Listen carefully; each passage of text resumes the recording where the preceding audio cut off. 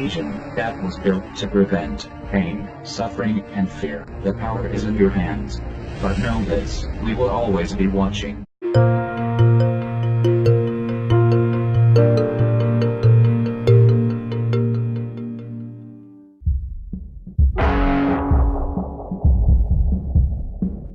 The computer hacker group Anonymous is claiming tonight that it took down the website of the Federal Appeals Court in San Francisco this afternoon. They took down Senate.gov servers. They've taken down HB Gary. Sony's claiming they did $150 million worth of damage. So many confidential files that tonight, because of these hackers, can be in the hands of anyone. Visa, MasterCard, the PayPal situation. The criminals who hacked into Sarah Palin's private email. The Church of Scientology says Anonymous is a cyber terrorist group of religious bigots. Anonymous and this other group called Lulz Sec. They seem to be wanting to prove a point. Anonymous kind of was like the big, strong, buff kid who had low self-esteem. And then all of a sudden punched somebody in the face and was like, holy shit, I'm really strong. And Anonymous calls itself the final boss of the internet. And sometimes it proves to be really fucking true. You are going to violate the freedoms of the internet, you certainly better watch the fuck out. They are kind of the rude boys of activism. There's a real rough edge to them, which I think also is one reason why they garner so much love and hate from people too. They represent a certain sort of chaotic freedom. Individual, young, nameless, faceless folks are having geopolitical impact. I mean, it's both exhilarating to realize that and terrifying to realize that. It kind of depends on how that power is wielded. We are Legion. Please do not forget. Expect us.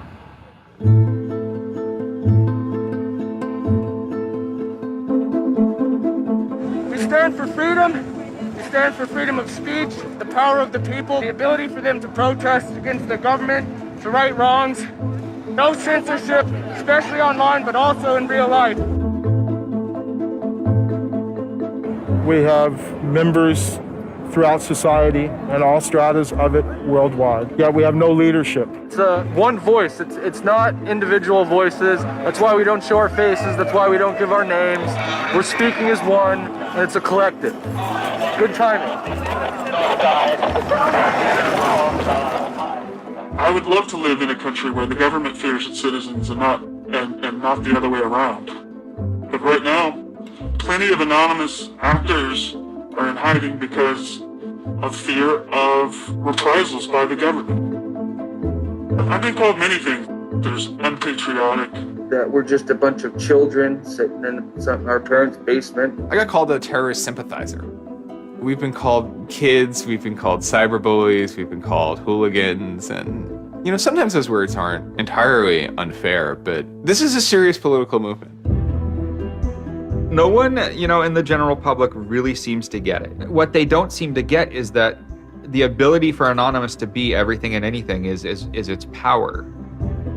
Anonymous is a series of relationships, hundreds and hundreds of people who are very active in it and who have varying skill sets and who have varying issues they want to advance and who are collaborating in different ways each day.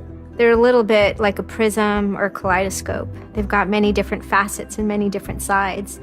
Of course, when you spend enough time with them, you start to get a sort of feel or texture that's not just random, right? Yet it's very multifaceted, very rich, which does span from the quite lighthearted to the very, very serious.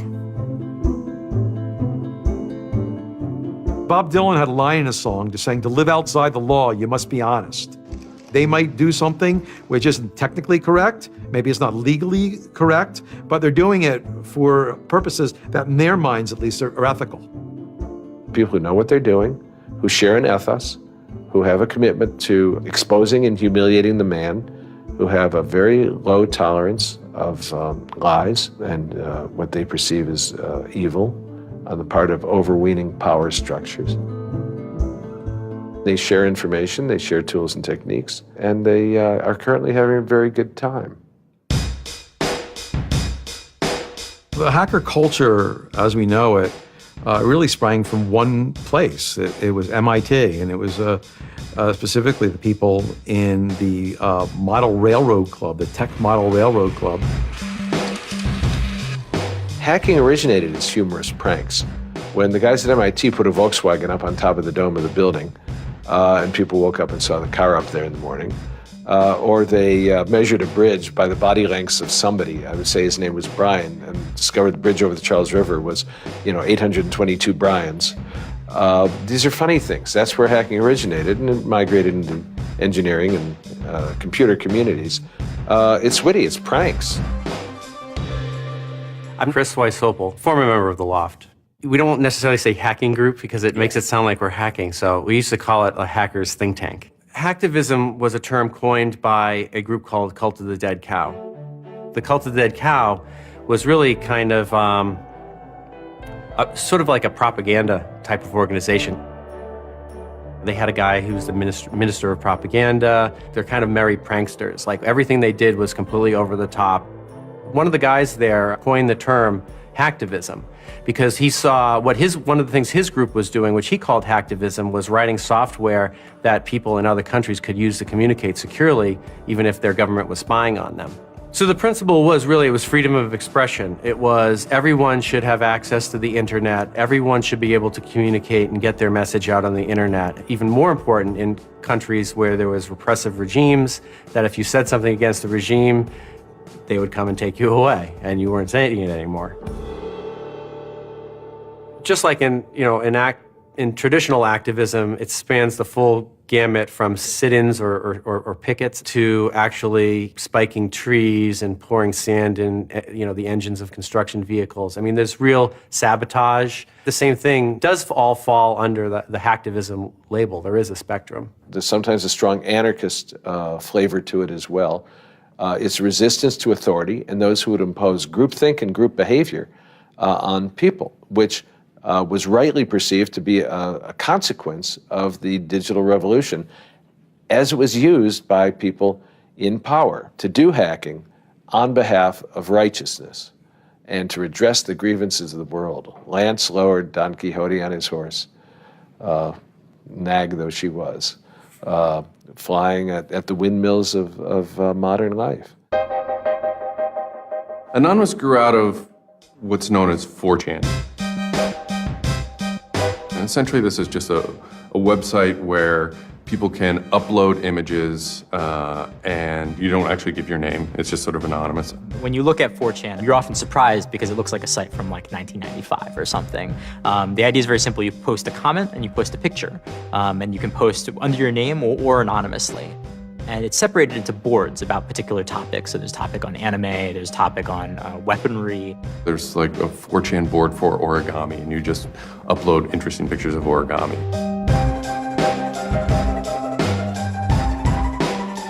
And then there was a group called the B board, which essentially was for like anything goes. The first time anybody goes on B, it's kind of an instant revulsion.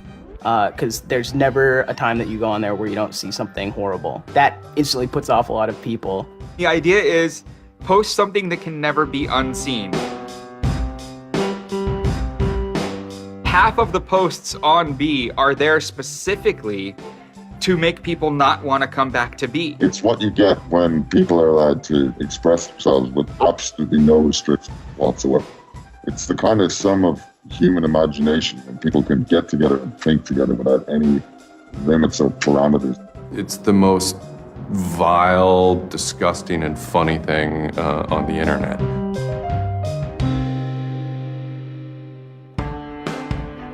One of the important things about 4chan is to have a thread that really explodes and lasts for a long time. If it doesn't, then it disappears. It's a site that's not archived. So it creates conditions for anything that grabs attention at some level. And so humor and grotesqueness as a result are quite good for that. I'd rather just be referred to as anonymous, I guess, in any interviews, because I have some docs out on me. 4chan's just where I went to. I grew up on it and I lived there. That's just what I did for fun. It takes a thick skin to enjoy it. But, you know, as long as you're not offended, you'll occasionally come into something really cool or really creative on 4chan. I think the most interesting thing about it is how you can watch memes evolve. You'll see something posted one day, and then a week later, it's got 50,000 derivatives of it. A meme is basically just an idea.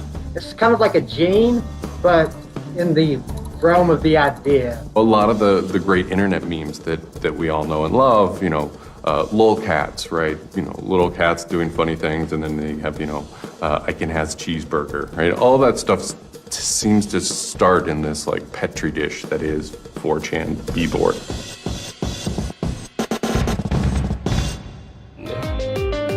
Say it publicly and your insane chocolate rain.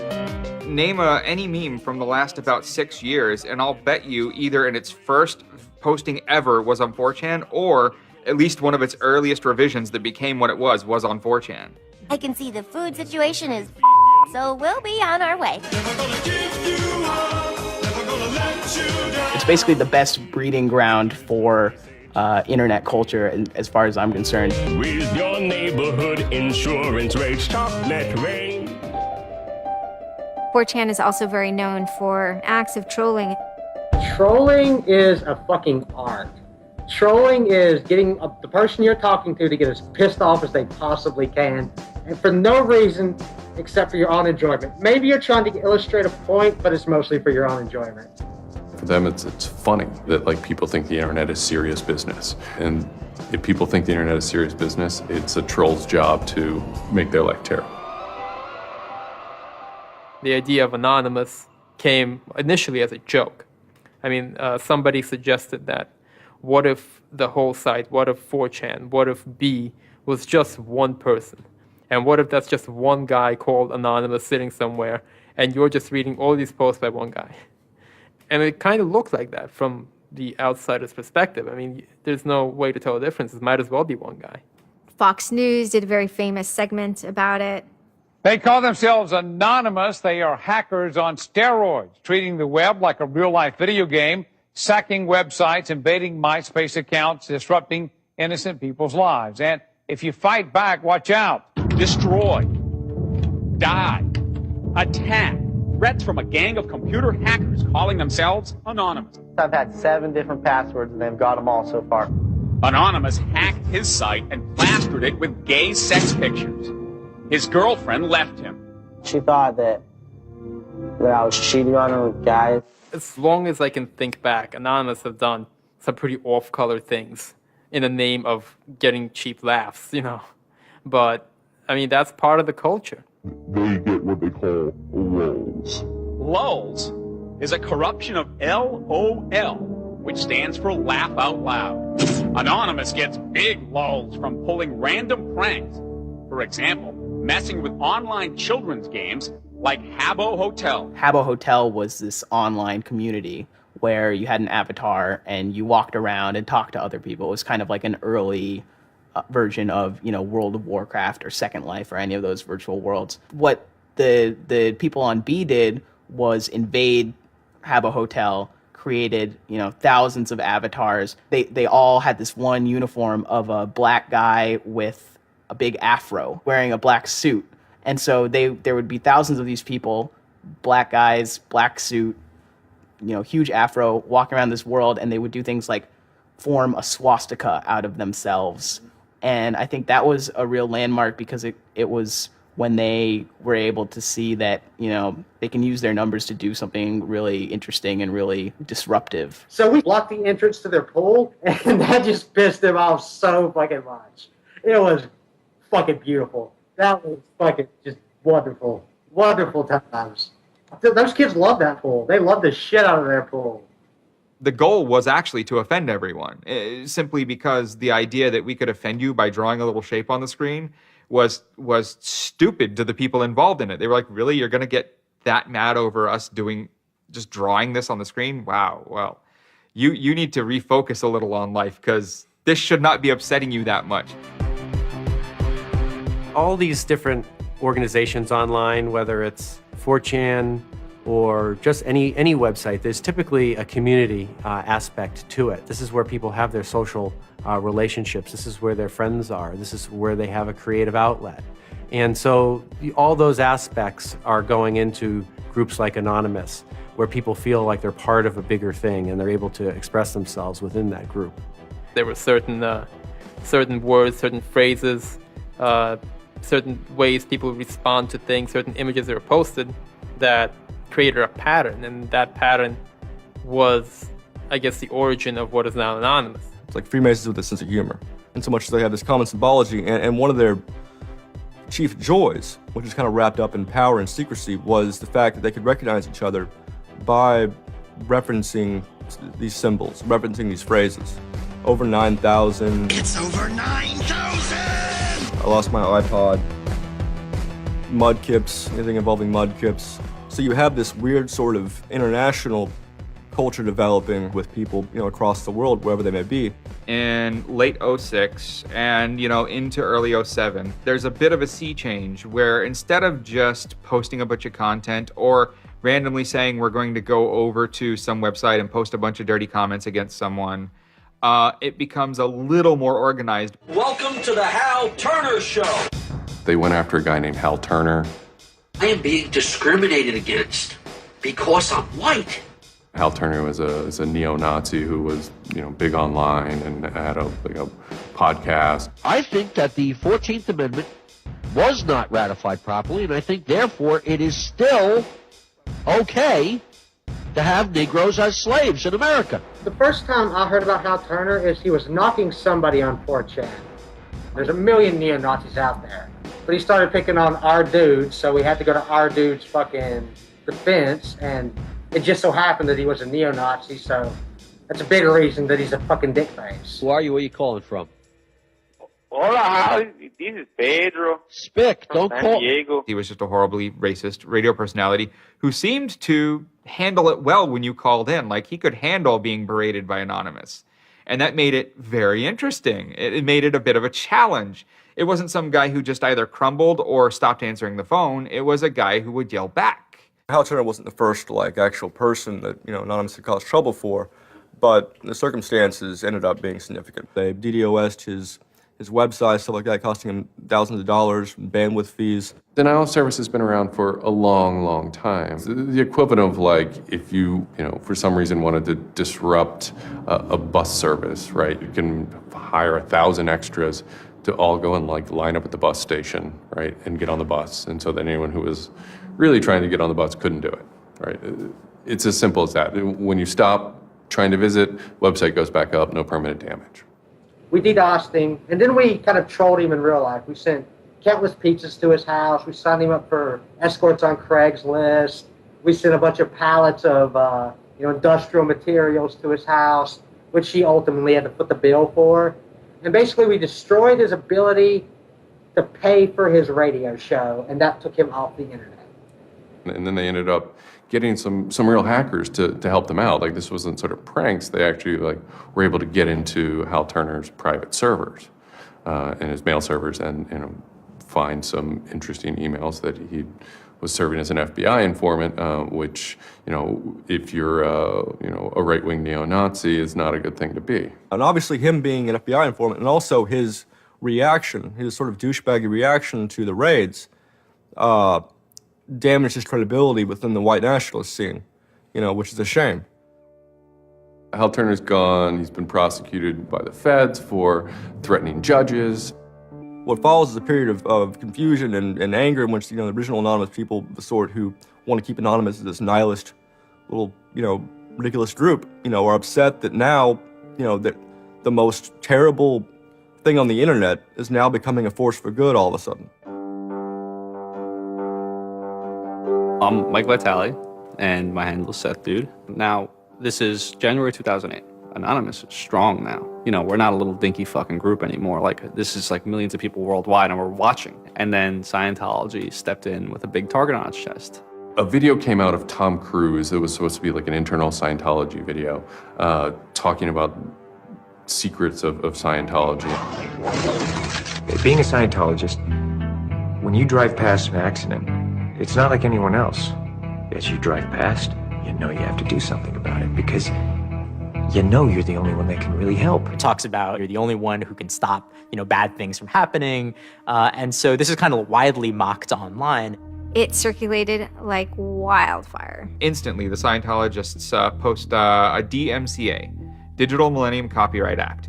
And this is a way that if you own content, you can go to video sites, upload sites, and have your content pulled when someone uploads it illegally. So Scientology's always at odds with the internet, always trying to legally bully people out of fucking them over on the internet. They always did that. And then here they are trying again, but you know what? Anonymous saw that and they said, oh, you guys just fucked around badly. Like, you're trying to censor our internet. Are you trying to take a joke away from Anonymous? Like, you don't do that. A few people on 4chan posted, hey, we should grab that video and post it on a few other sites. What followed was, this is a term called the Barbra Streisand effect. And this video, as they're attempting to suppress it, went everywhere. Like, everywhere you look on the internet, you were gonna stumble upon this video. Actually, Gawker, the site that I work for, was, I think, the first one to put it on the website, and we got in a huge legal battle with Scientology, who wanted us to take it down.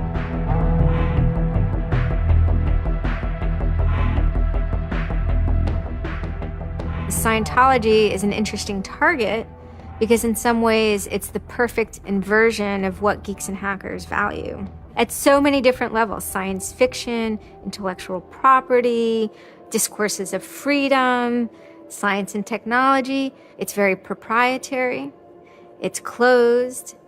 And so in some ways, if you had something like a cultural inversion machine and you stuck geeks and hackers in there, you'd get something that looks a lot like Scientology. So it's quite offensive, and there's a real pleasure in attacking your perfect nemesis. And people who knew what Anonymous was to begin with were like, oh my God, Anonymous is going to go to war with Scientology. This should be really interesting. Especially because it's two weird-ass groups. I mean, I've been an Anon for a long fucking time. I know Anonymous is really strange. They're weird, and the stuff we like is weird, and it's really not mainstream at all. Now you have Scientology. Also really weird. A lot of crazy shit goes down. Anybody on the outside who's seeing this is going, let's watch these two retards fight. Like, both their pants are gonna fall down, they're gonna triple, and then it's gonna hurt everybody, and it's gonna be hysterical. And then that's when 4chan kind of reared into action, really reared into action. And they started to troll the Church of Scientology. And this took the form of pranking the Dianetics hotline, ordering pizzas. I go to call them on the phone and it's busy. And that's their main fucking Dianetics hotline. Their Dianetics 800 number, you can't get through because Anons have completely fucking clogged it and just probably saying stupid shit. The whole idea was just you call them just to keep them on the phone. What's an Elron? How do I Dianetics my face? They were not expecting that and they couldn't handle it. I'm Brian Mettenbrink. I had just gone to 4chan just on pure happenstance, and I saw a post about the Scientology thing, and I started looking up stuff, and I'm like, oh, this is actually for a decent cause. I think I'll, do this. Anonymous members have developed a distributed denial of service attack tool called Low Orbit Ion Cannon, which is a name taken from a computer game. Low Orbit Ion Cannon is what's called an end game weapon in Red Alert. All you had to do was literally follow instructions step by step.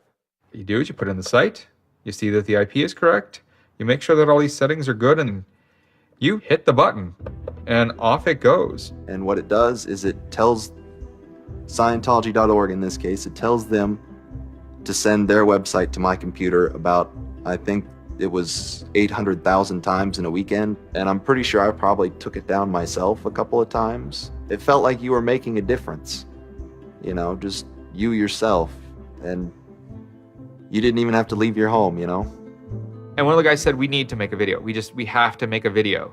Hello, leaders of Scientology. We are Anonymous. When the video came out on January 21st, that was one of the first times that Anonymous, as a culture, started referring to itself as Anonymous as a movement. That video probably changed everything.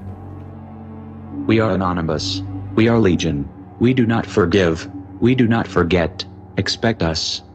It basically looked like if a computer was going to tell you that he was going to beat the shit out of you, this is what it would look like. That one video really galvanized that moment of innovation. That's exactly like with that video, internet activism, as it's known today, was born. And you just see this consensus forming that it's going to happen. So we made the code of conduct. Don't bring weapons. Dress accordingly. Cover your faces, because they will try and find out who you are and screw with your life. Rule number 17. Cover your face. This will prevent your identification from videos taken by hostiles. Scientology has a history of harassing, stalking, and just generally doing horrible things to its critics. So people needed a way to hide their identities. A lot of people had very legitimate fears. They don't want to be followed home. They don't want to be stalked. They don't want to put their families and themselves in danger. Everyone was going, well, we're going to wear a mask. What's the only fucking mask that we all already know or have a joke about? And it's the Guy Fawkes mask. You see the movie V for Vendetta, the ending scene where everyone's wearing the Guy Fawkes mask. That is very reminiscent of what Anonymous thinks Anonymous is.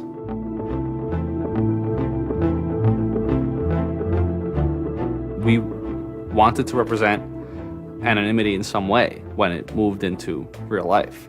I think that the Guy Fawkes mask was one of the most natural things to happen. It is the idea that none of us are as cruel as all of us. You have this massive crowd of people who are anonymous that is going to fight against a bigger thing and win. Even after watching the video, it's like, yeah, this is great, but who's actually gonna do it? Who's gonna step up? Are people actually gonna get out of their house? And I guess we were really affected by the stereotype of that whole community, there being internet nerds, that too afraid to leave their mom's basements. No one thought that they were gonna come out. This is me on the way there. I haven't slept. I'm very fucking tired. And I remember going to the park that day, and it's really fucking early in the morning, which I thought was a bad idea. And I'm smoking a cigarette, and I'm looking around like, where the fuck is everybody? There's nobody here. So here I am, sitting in Bryant Park, waiting for the other announce to show up. I remember thinking like, oh fuck, like, am I gonna be the only one in the park? Am I gonna walk to Scientology with fucking 6 or 7 people? Which totally defeats the entire purpose of this, because now they could single me out, you know? Then I get up and I start walking around, and I see there's a lot of green balloons over there for some reason. On the other side of the park, there was like fucking 200 people. There was Guy Fawkes masks everywhere. And I'm like, holy shit, this is huge. There's a fucking lot of us. That's pretty good. I had no idea how many Anons there were until we started moving. And it just fucking got bigger. I remember walking through Times Square, and everybody in Times Square was an Anon. Like, and you know, this is like a fucking 1,000 person per like fucking minute foot traffic area. And everywhere I'm looking, I'm seeing fucking Anon symbols. It was fucking wild. It was really wild.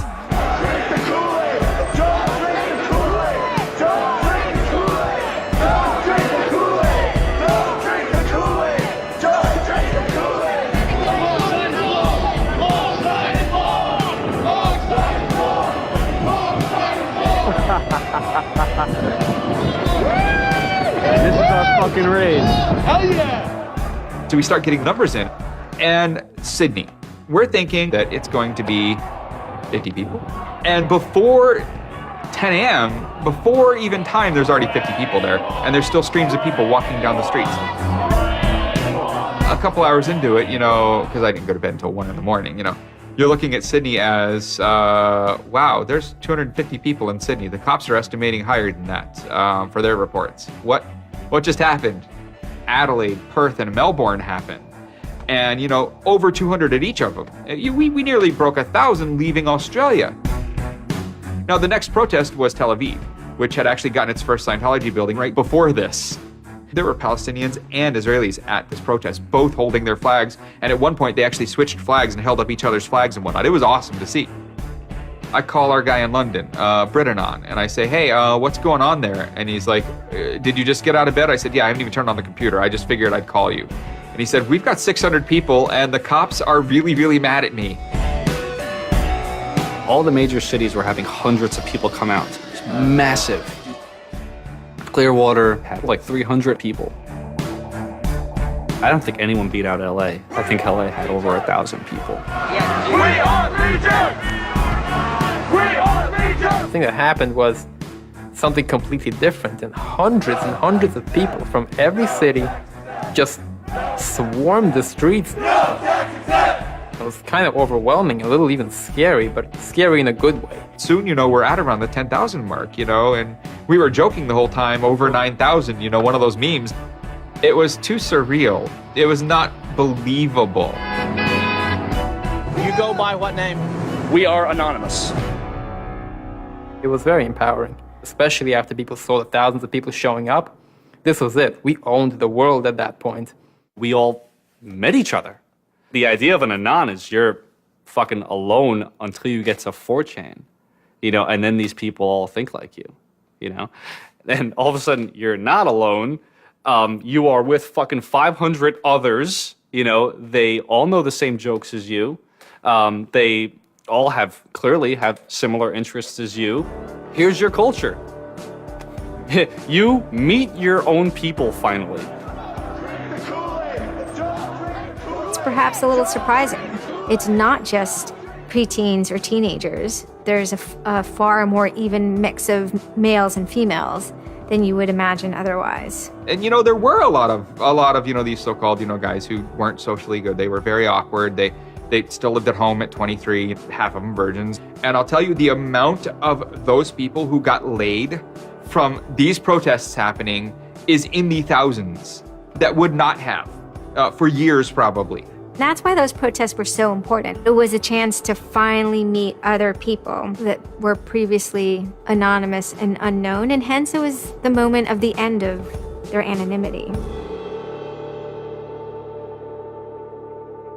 Scientology, they kind of fought back, so to speak. They posted stuff online. While claiming they are peaceful, in less than 3 weeks, anonymous members made or encouraged 8,139 harassing or threatening phone calls, 3.6 million malicious emails, 141 million hits against church websites, 10 acts of vandalism, 22 bomb threats, and 8 death threats against members and officials of the Church of Scientology.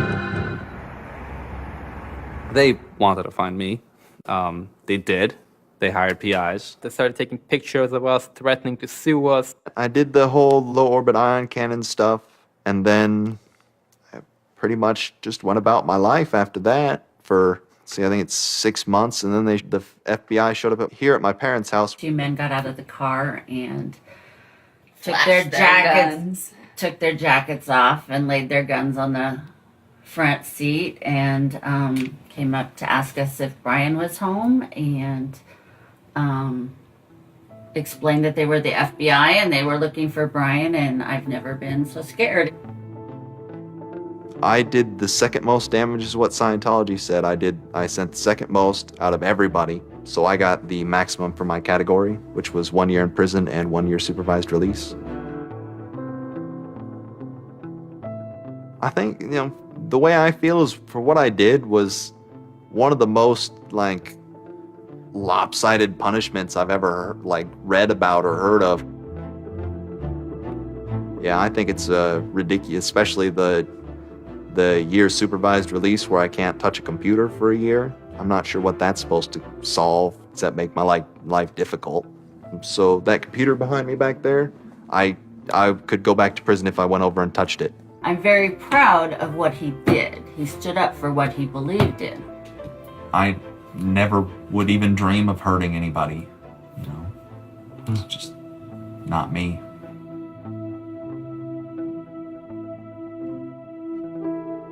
Prior to Anonymous, critics of the church still had to be very, very careful because of the aggressive lawsuits that were launched against academics, journalists, and other critics. I would say that era is over.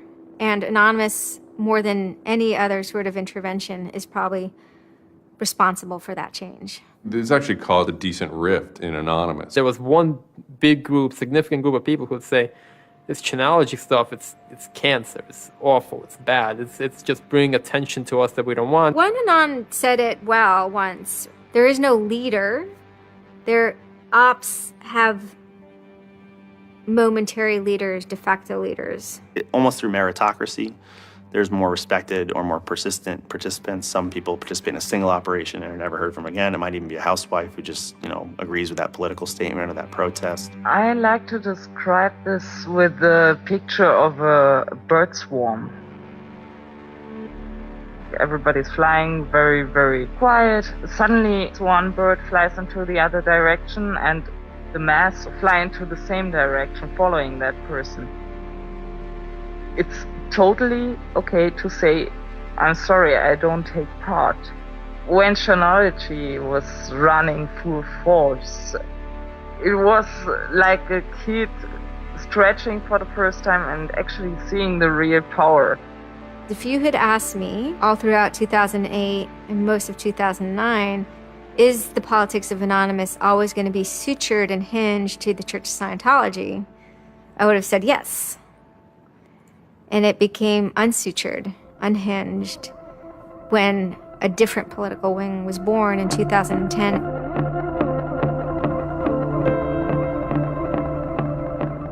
It is our task to find secret abusive plans and expose them where they can be opposed before they're implemented. The interesting thing about someone like Assange is that he actually also sprang from, a hacker culture. It's a mentality of spreading information. Julian was Mendax. He was the greatest hacker that ever walked the face of the earth when I was a kid. I mean, they rumored he could move satellites around in space by hacking into NASA. Maybe it never happened, but it was a myth that kept young kids like me wanting to plug a computer into a modem and see if I can move some satellites around. WikiLeaks is an instantiation of the hacker ethos. Truth wants to be free, and we want to liberate it. WikiLeaks released a huge trove of diplomatic cables. There was a lot of controversy from every quarter of society. The WikiLeaks website released nearly 400,000 secret U.S. files on the Iraq War late today. It was the largest leak of classified U.S. files in history.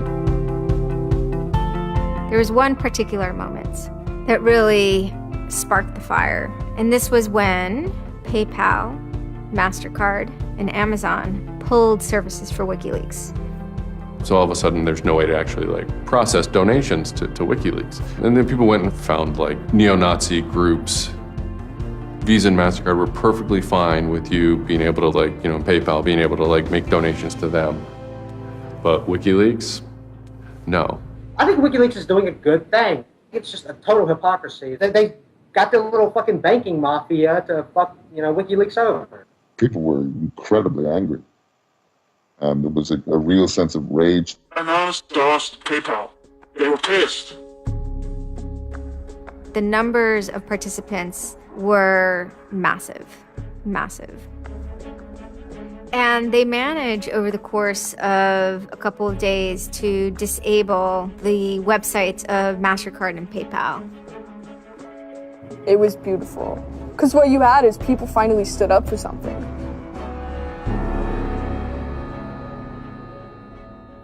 My name's Pete Fine. You can call me an internaut or a hacktivist. Telecomics is an ad hoc cluster of volunteer net activists who have spent much of the last year trying to keep the internet running in the Middle East. In kind of the lead up to the Egyptian revolution, we would tweet on people's behalf. We would get people from Egypt who were unable to access Twitter on their own on our IRC network, and we would take reports from them and tweet them out using our account to kind of help them get the word out about what they were experiencing. Some of this shit is personal. And one of the things about the movement as a whole, when Egypt rolled around, is that Egypt broke us emotionally. Watching in real time with live feeds that we helped set up, Egyptians get massacred with machine guns. It was different, and I have never in cyber activism wept before. It's never bothered me like that. It's never been able to touch me the way Egypt touched me. And then January 27th, January 28th rolls around, and the Egyptian government starts shutting down the internet. I mean, just for the whole country. There's this fantastic traffic graph that you can see the traffic coming out of Egypt, and it looks like, like this, and it goes like that. Just totally stops. And we were just shocked. We were just like, what the fuck? Like, what the fuck? To think that a country would completely cut itself off as much as it was able to from the outside world was pretty unthinkable. We know bad things go on in the dark places. That's the kind of thing that could start riots. I think when Mubarak did what he did, I think it really upset people here as well as in the Middle East. I put myself in their place, and I found myself in a desert of nothingness because he just wiped out everything that my world incorporated. That just showed me and everybody else that the same thing can happen at any time, at anywhere, in any government. Anonymous and the people on the internet stood up and said, go fuck yourself. You want to shut down their internet? Fine. The people on the internet will show them how to turn it back on. A lot of my friends helped with encryption, helped people on the ground in those countries validate SSL keys and certificates, and really showed them how to subvert their government and become free. And then Telecomics started to tweet connections to the internet, dial-up connections. In Egypt, the care package we put together included some kind of our comms information, the ham radio and dial modem details. In total, we helped coordinate and run about 500 dial-up modem lines. We also Googled up treatments for tear gas and other kind of basic medical treatment and found folks who could translate that into Arabic. Sort of put this together in a nice one-page PDF and fax, and off it goes. President Hosni Mubarak has decided to step down from the office of President of the Republic.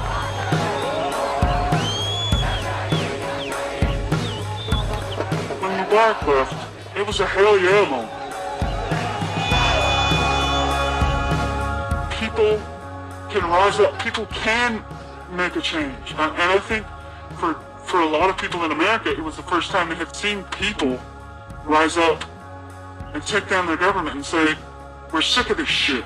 We're sick of the oppression. We're sick of living as slaves to your power. We had Egyptians come thank us as we're doing this stuff, and I said to them, like, look, you guys just get our back if stuff goes down here. It's a revolution that was facilitated by the internet, by Facebook and by Twitter. Not caused by it. I mean, 50 years of dictatorship has caused the Arab Spring. But the internet has certainly been helping. Although it was awesome and it was one part we were fighting for me it was quite clear that it's not the end of the story. That it's not suddenly changing into rainbows and 9 cats or whatever, but that we now have to watch even more. Suddenly on February 5th, Financial Times article comes out that we all see. And it's quoting this guy named Aaron Barr, who's the CEO of HP Gary Federal, which is an intelligence contractor.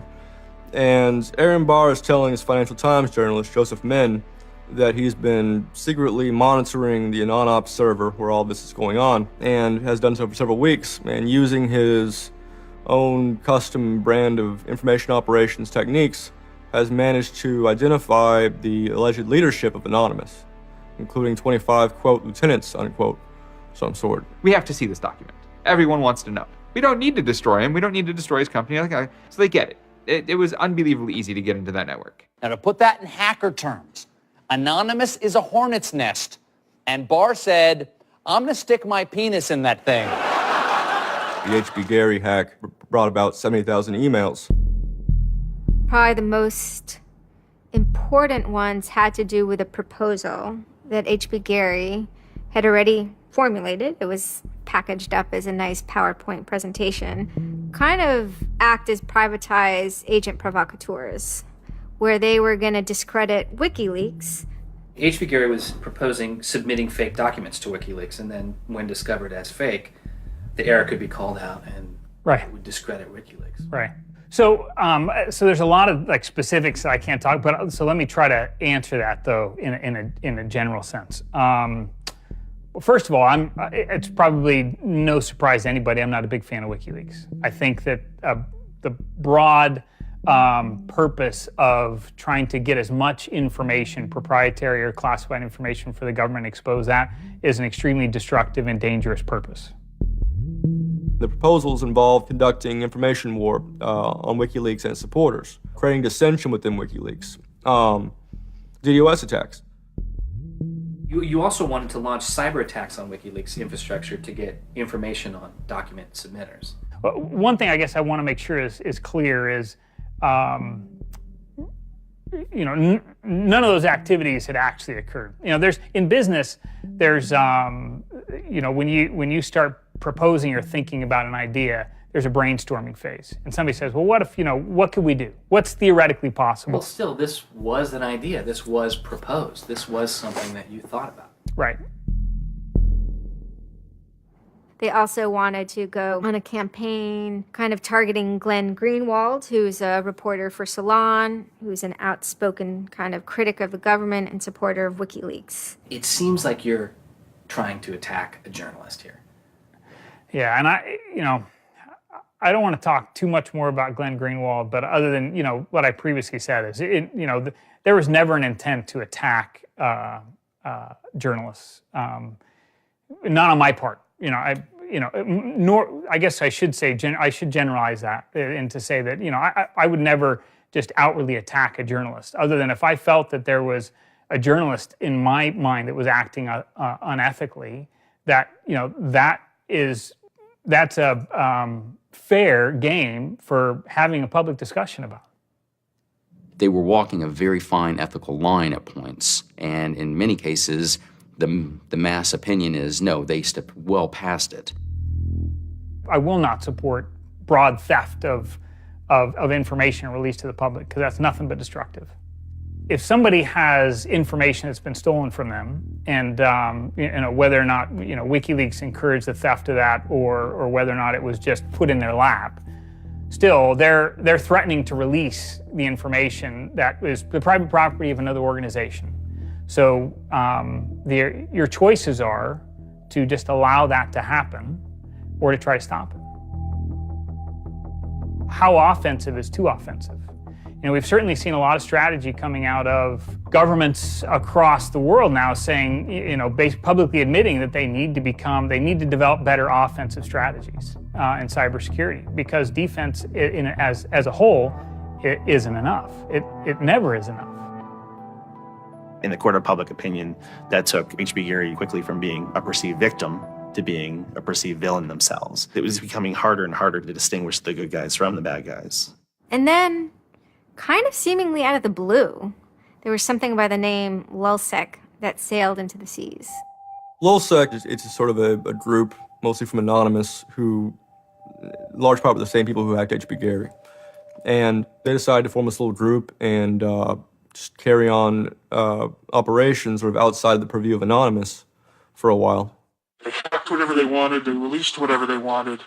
It's almost like they had no rules. They just said, this is what we're going to do. We're going to stir up the cart. We're going to make some trouble. We're going to make some waves. And they did. The majority of time, the majority of Anons are not doing anything particularly illegal. When they are, a huge number of them try to do that in a very specific political context.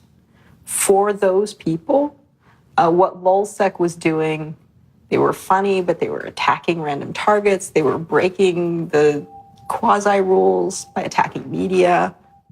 PBS's Frontline runs a documentary mainly focused on Bradley Manning, the alleged leaker to WikiLeaks. And a lot of Bradley Manning supporters didn't like it. They hacked a website putting a story that Tupac and Biggie had kind of escaped the world of celebrity fame and attention and retired quietly and discreetly in New Zealand.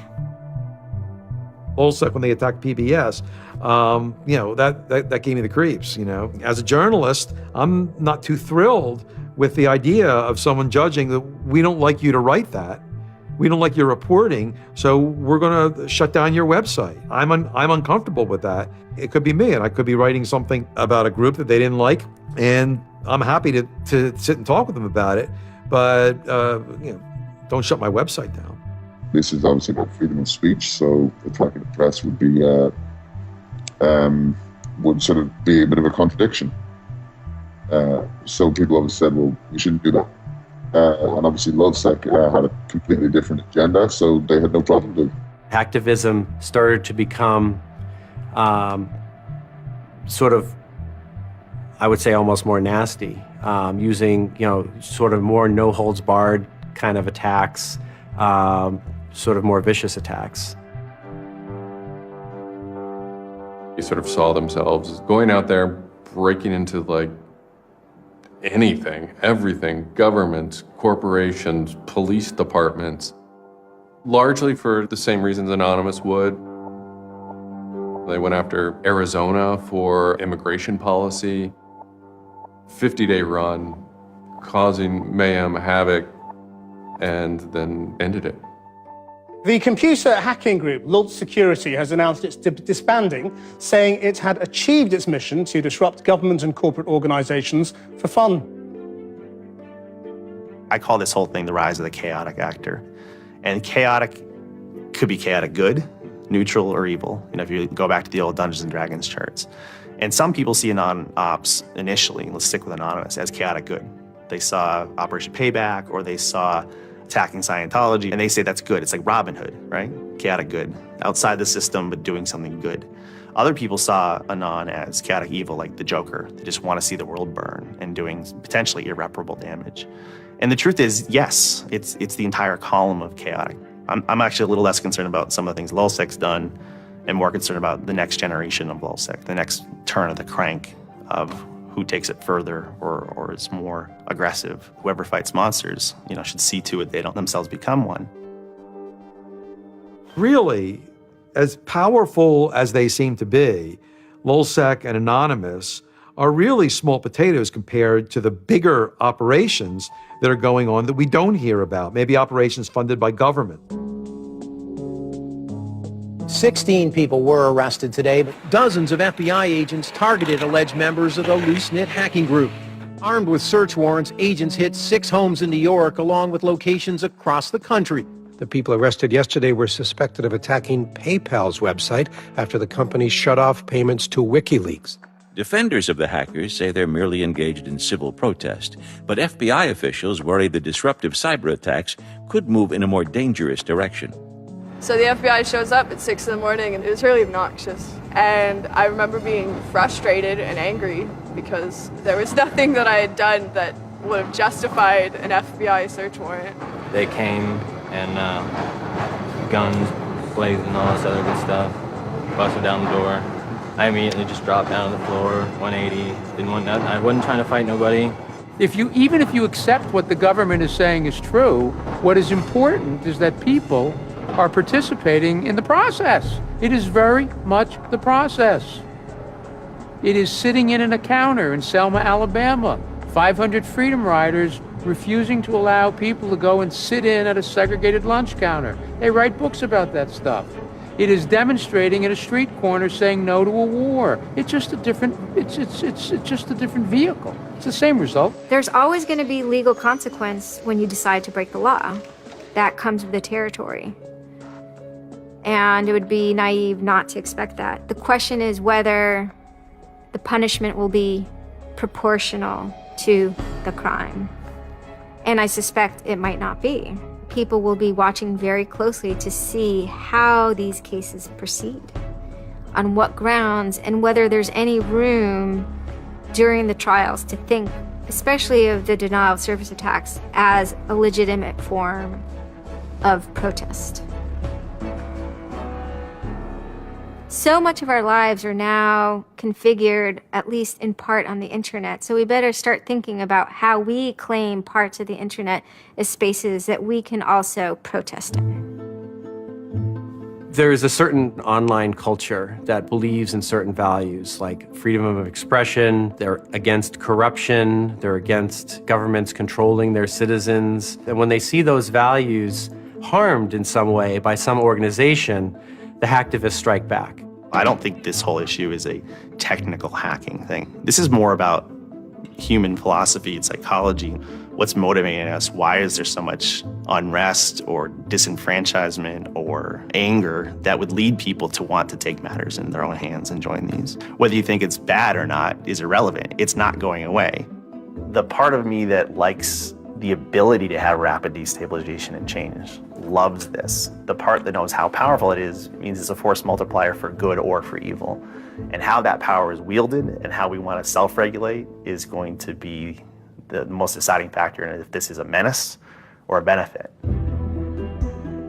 I certainly don't think most of the conversations in law enforcement or the government are informed enough to know how to deal with this. I suppose the question you really want to ask is, would I do it again? And honestly, after thinking about it, I felt that I did what was right. I had a belief, I still do, that what I did was the right thing, and hopefully someone got some good out of it. You know, I'd love to think that maybe I stopped someone from joining a cult, you know. Probably wouldn't tell on myself next time, but, you know, I don't think I would have changed a single thing other than the whole talking to the FBI thing. Just that little Yeah, just the little detail that kind of changed everything, yeah. I'm angry. Occasionally I have small breakdown moments of terror, but I haven't stopped believing what I believed. I haven't stopped wanting to fight. I haven't stopped caring. Show me what democracy looks like! Show me what democracy looks like! There's a lot of people in Anonymous who feel very deeply and very sincerely about their contribution towards democracy around the world. And I think that's one of the main things that I'm most proud of about Anonymous. There are things that I'm not proud of about Anonymous, but we stand against censorship and we stand against oppressive governments, even our own. It's a very noble thing. And history teaches us that change simply doesn't come with flowers. It doesn't work. No? If they say I'm a criminal, damn, well, then I will be one. I don't care if you're a Democrat or a Republican or an independent or if you like Ron Paul or if you worship pigeons or Scientology or if you're Catholic or atheist or Methodist.